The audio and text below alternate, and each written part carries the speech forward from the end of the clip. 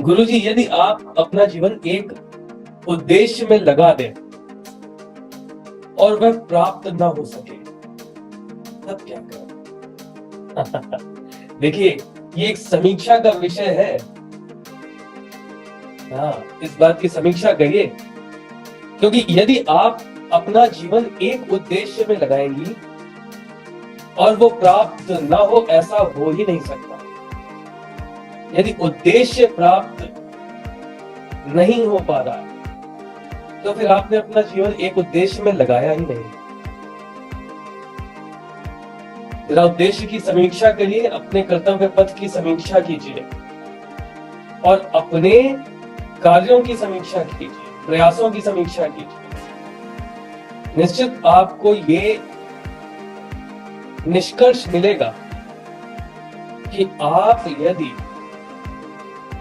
आपको ऐसा लगता है कि आपने एक उद्देश्य में अपना जीवन लगा दिया है, तो समीक्षा करने पर जो निष्कर्ष मिलेगा, और अगर वो प्राप्त नहीं हो पाया है, तो निष्कर्ष आपको ये मिलेगा कि आप जीवन में एक से ज्यादा उद्देश्य लेकर चल रहे हैं। क्योंकि यदि आप एक उद्देश्य को मन में धारण करके प्रयास करते हैं, क्योंकि उद्देश्य जीवन में बनाना एक अलग बात है और उद्देश्य के लिए प्रयासरत रहना ये दूसरी बात है। उद्देश्य आपने बना लिया और प्रयासरत नहीं, तो भी उद्देश्य की प्राप्ति संभव नहीं। उद्देश्य बनाइए और उसके लिए प्रयासरत रहिए और लगातार अपने प्रयासों की समीक्षा करते रहिए, निष्कर्षों का आकलन करते रहिए। तब आपको निश्चित, देखिए, कोई भी एक उद्देश्य, मान लीजिए वो उद्देश्य आरोह पर है, थोड़ी ऊंचाई पर है, तो सतत प्रयास की आवश्यकता होती है। जब आप थोड़ा ऊंचाई पर जाना चाहते हैं तो आपको सीढ़ियों की आवश्यकता होती है। एक बार उछलने से ऊंचाई प्राप्त नहीं होती, लगातार आपको सीढ़ियां बनानी है अपने प्रयासों से, तब आप वहां पहुंच पाएंगे। उद्देश्य कितना भी बड़ा बना लीजिए, प्रयास लगातार होना चाहिए, लगातार। और यदि प्राप्त, देखिए, ये बात तो अंत समय में पता चलेगी ना कि आप अपने उद्देश्य को प्राप्त कर पाए या नहीं कर पाए। कई बार ऐसा होता है कि हम अपना उद्देश्य जानते ही नहीं। क्या है आपका उद्देश्य? जीवन का उद्देश्य क्या है? आध्यात्म का उद्देश्य क्या है?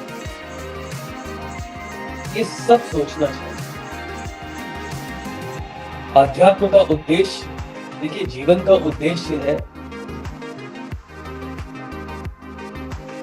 एक शांतिपूर्ण मृत्यु। जिस समय मृत्यु सम्मुख खड़ी हो,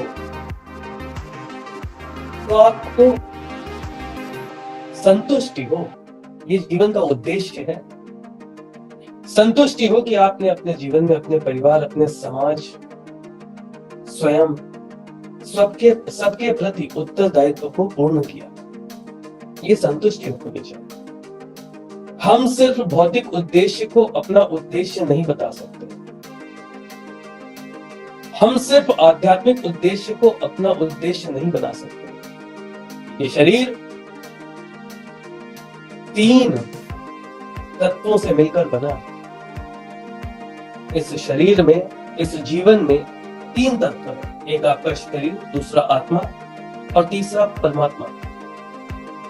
आपको तीनों के प्रति उत्तरदायी होना है मृत्यु के समय। और जीवन का उद्देश्य वो एक छोटे से एकल वाक्य का निर्माण है जो आप मृत्यु के समय सोच सके। ये बहुत बड़ी बात मैं आपको बता रहा हूं। आपने कभी सोचा है कि जिस समय मृत्यु द्वार पर खड़ी होगी तो आप क्या क्या सोचेंगे और किस किस बात का जवाब स्वयं को दें?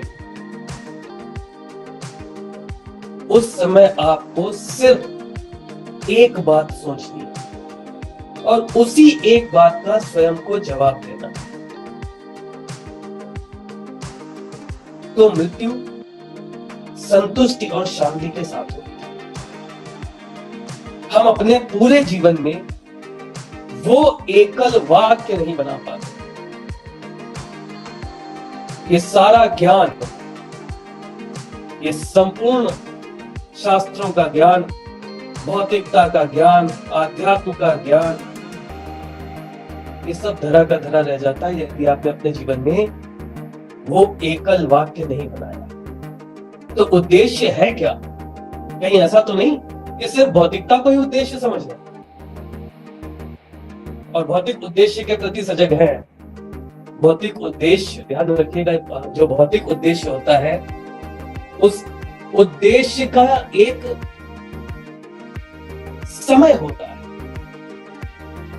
उसका आनंद देने का भी एक समय होता है, उसे प्राप्त करने का भी एक समय होता है। तो यदि भौतिक उद्देश्य बनाया है सिर्फ, तो उसका एक अवधि निश्चित है। उस उपलब्धि से आप कितनी देर प्रसन्न हैं? मान लीजिए आपने बहुत अच्छा घर बनवा लिया, बहुत अच्छी गाड़ी ले ली, बहुत अच्छा आपने नौकरी पा ली, लेकिन क्या ये उद्देश्य आपको चिरकाल के लिए, बहुत अधिक समय के लिए आनंद देते हैं? सोच के देखिए। तो उद्देश्य बनाने से पहले स्वयं को जानिए और स्वयं से निश्चित करिए कि किस उद्देश्य में आपको आत्मिक संतुष्टि और चिरकाल का आनंद मिल रहा। उद्देश्य वो बनाइए। सिर्फ ये सोच लेने से कि हमने जीवन में एक उद्देश्य बनाया और उद्देश्य पूर्ण नहीं हो पा रहा, अपने आनंद को, अपने संतुष्टि को ध्यान रखिएगा। और वो एकल वाक्य, जिस समय मृत्यु के लिए कुछ समय बचता है, उस समय लोगों को लगता है कि व्यक्ति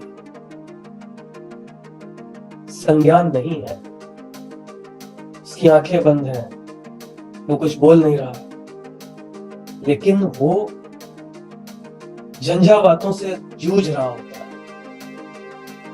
जिस परिवार, जिस समाज, जिस शरीर